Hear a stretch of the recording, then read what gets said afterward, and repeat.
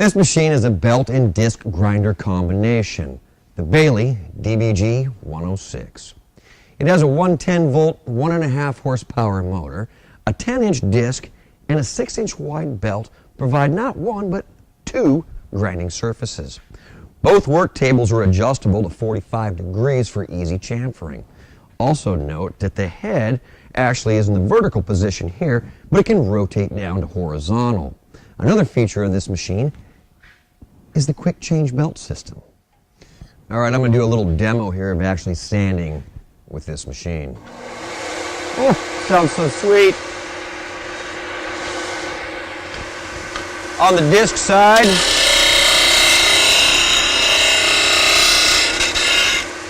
cuts real nice.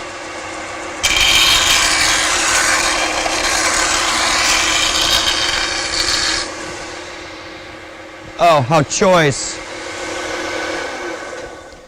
Now this machine does come standard with this cabinet, but it too can be easily unbolted and mounted to any work table.